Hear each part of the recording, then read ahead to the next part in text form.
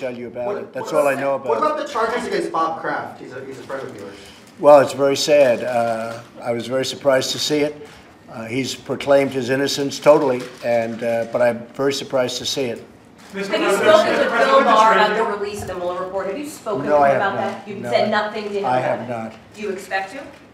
At some point, I guess I'll be talking about it. But you know the nice part? There was no collusion.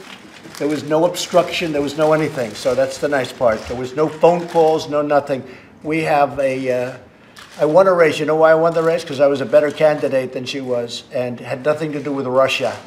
And everybody knows it's a hoax. It's one of the greatest hoaxes ever perpetrated on this country. So I look forward to seeing the report.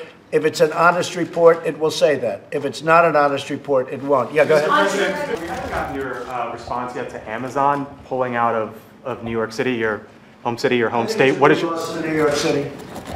I think it's a big loss. I think it's, if you look at the deal was not a great deal from the standpoint of they could have made a better deal than that, a much better deal. But still, I think it's a loss for New York City.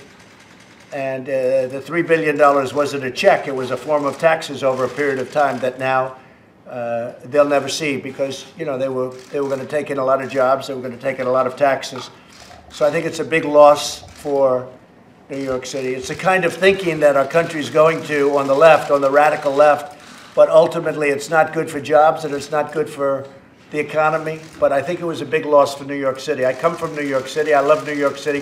I think it was a big loss for New York City. Yes, sir. Mr. President, remember you briefed her on the Coast Guard member who was arrested for threatening Democrats and other members of the I'm actually getting a very final briefing and a very complete briefing in about 2 hours after this. Do you have any thoughts on this man? I think it's a shame.